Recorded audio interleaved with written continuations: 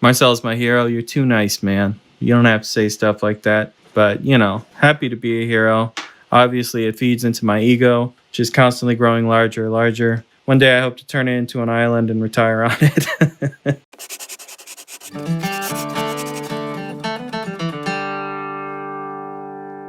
What year is my D35? Well spotted, man. It is a D35. You know what? I've gotten this wrong in a bunch of comments, and it's because I don't think the owners exactly knew what year it was. So I've said that it's from 1969. I've said that it's from 1968. I finally looked it up, and it is from 1967. It's like every year that this thing is in my possession, it gets a little bit older.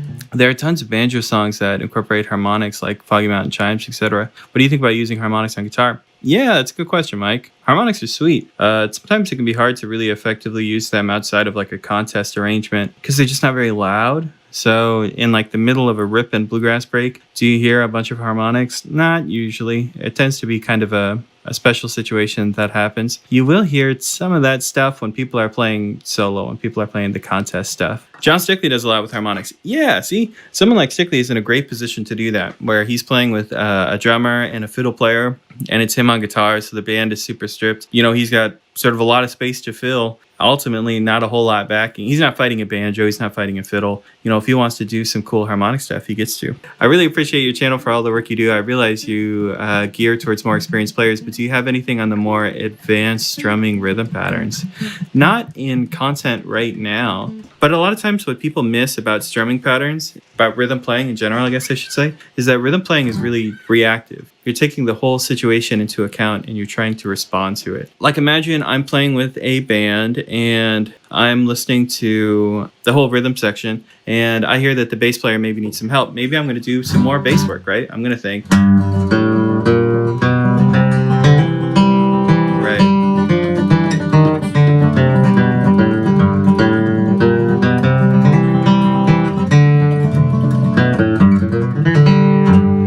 to take on more of that job rather than thinking too much about the chuck. Or maybe opposite situation, the bass player is doing a great job, but the mandolin player maybe needs some backup. I might just play. Really not even hitting specific bass notes. Generally, it tends to be somewhere in between, but you can see what I'm getting at, right? To be more of an advanced rhythm player, you're reading the situation and what the group needs, and you're responding to it. Here's our first break. We got to listen to the intro because this is kind of a deep cut. I bet a lot of you haven't heard this. This is Tony Rice's Big River. Well, I taught the weeping willow how to cry, cry, cry. And I taught the clouds how to cover up the clear blue sky. But the tears I cried for that woman never flood too big a river. And I'm gonna wait right here until I die. That's cool.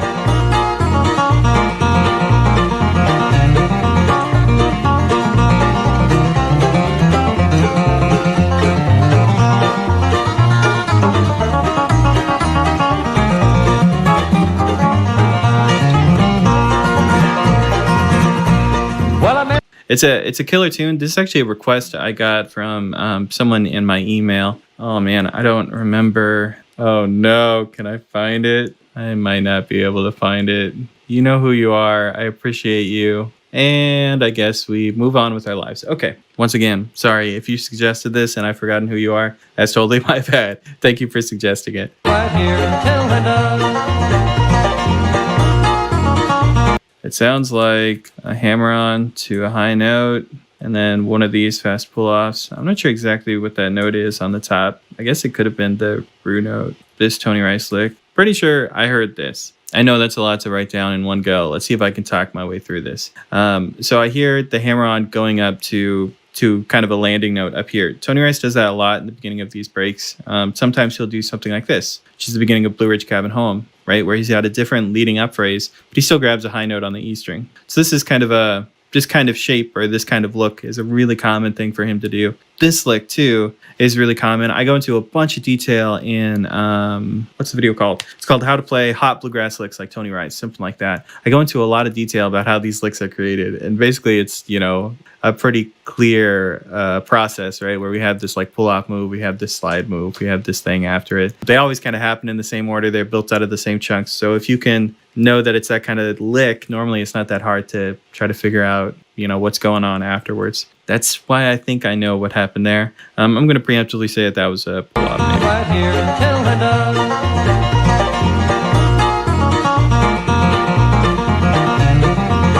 All right, so I heard the same thing twice right after this. I heard da-da-do, da-da-da. It's the same thing twice. So I think I can grab that without testing my instrument either.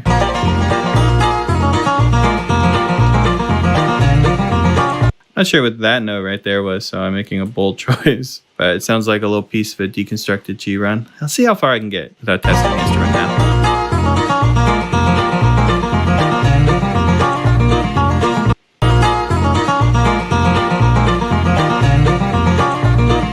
Da-da-da. Another slide. Sounds like it's sliding up into the third. This bluesy move, I want to say like a hammer-on. Man, tough.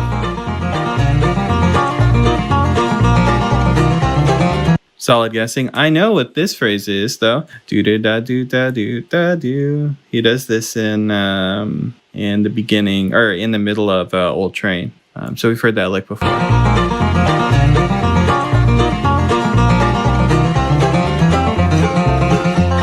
Drone. All right. That's way more than I probably should have written. What key are we in? Cable 3. We're in B flat, boys. Hey, whoa, Ben Henry. Thanks for the money, man. Thanks for the $5. You're the most effective teacher I've had, virtual or otherwise. One hell of a player, too. Thank you so much, Ben. Let me hit you with a new classic move, the North Carolina Amen, the North Carolina Namaste. Just a quiet hell yeah. Thanks, man. I appreciate it. Okay, I still got to play this thing.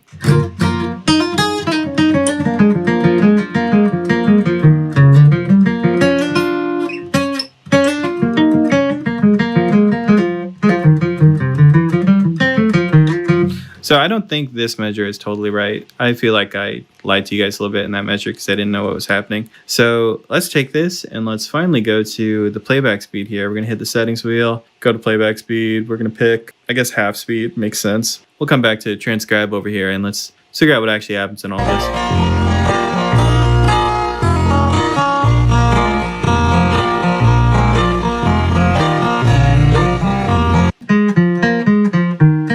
Okay, so it sounds like he actually hits like the G string again.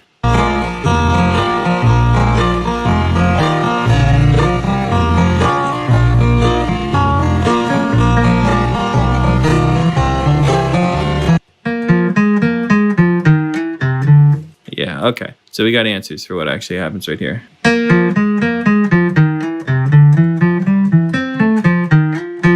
Yeah. Mike, there's a 2 chord in there. You are exactly right, Mike. This is the 2 chord right here. So we're using G shapes. This is basically all G, I think. I want to say it's all G.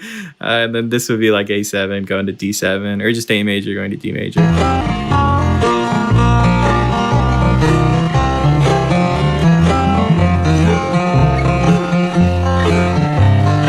Sounds like a bunch of offbeat stuff.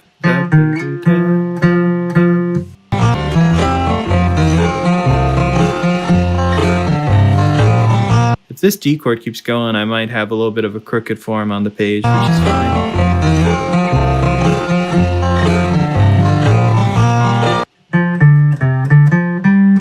Yeah, it seems like an abrupt switch to more of a major sound. Right, and we're back to the 1 chord.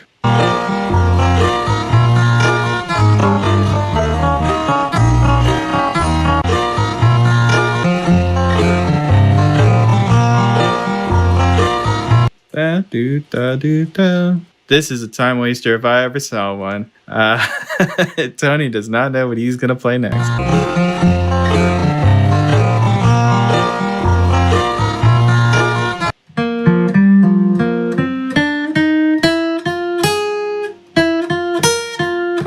I like that.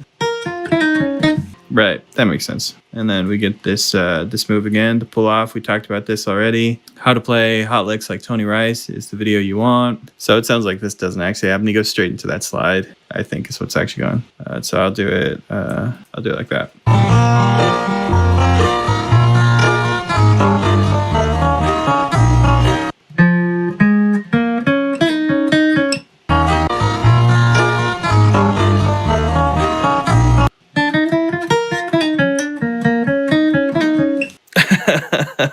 My disciples remain quiet as you transcribe. Let us all together say a quiet hell yeah. This is weird. I don't think this is like perfectly right because I'm writing Tony Rice playing that G note 2 times in a row right here across this bar line. Let's all just pretend it's correct and let's keep moving.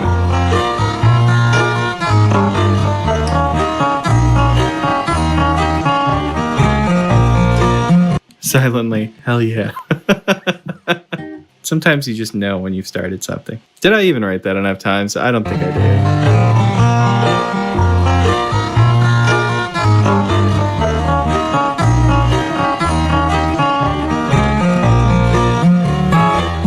Yeah, I did. I think that this is just tied over. And he just starts in on the offbeat right here.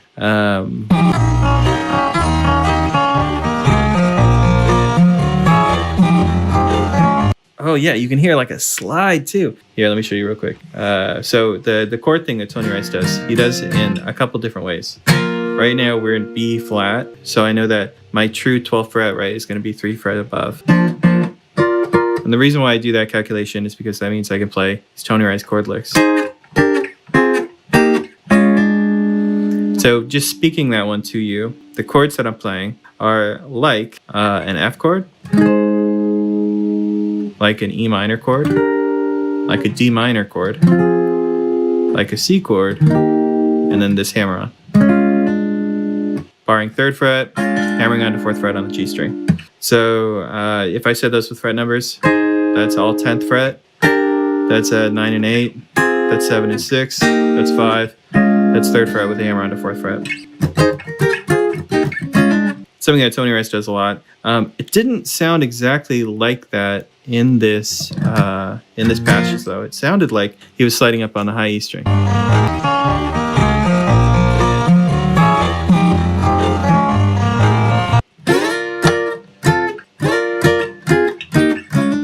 Yeah, there's some high E string stuff going on. I think it's a D shape right there in the beginning.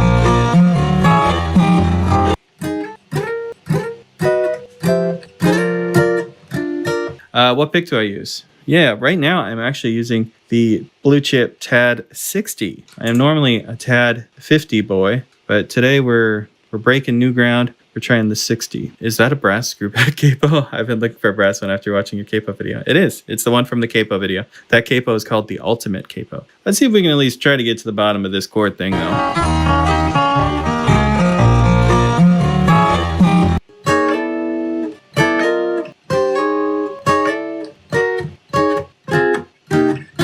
And it feels like a slightly chordal voicing.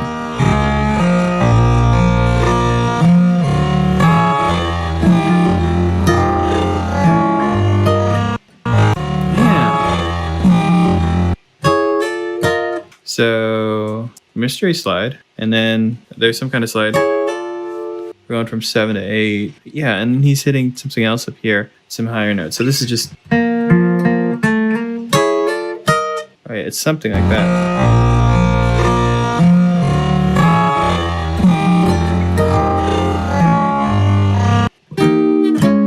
Mystery slide is a cool move. I wish I knew exactly what was actually happening. Oh.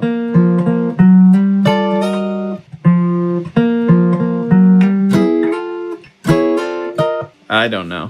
It feels like this slide is almost like these two notes, but it doesn't really make any sense. Let's put them in parentheses in the mystery category, and sometime I'll come back and figure out the mystery slide. But this is becoming boring content. All right, we're doing a normal luster flat G run to end. Cool. He goes back to his rhythm job. All right, guys. I know we got Mystery Boy here. But other than that, I think we got a real success story on our hands here.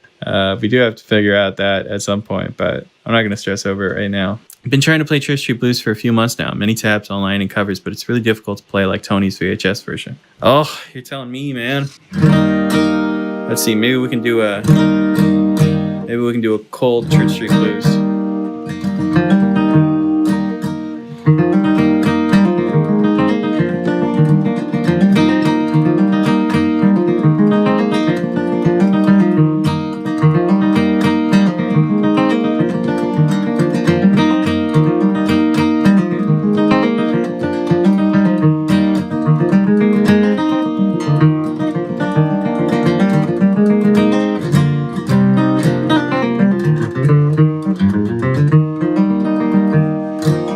It is an absurdly hard tune. I've probably been working on Church Street Blues for 10 years now. Don't get beat up. Just I wanted to add a quick thank you. I've only just gotten into bluegrass guitar, and you've turned me on to loads of great guitar players, Tony Rice included, so thanks. Man, I love hearing that.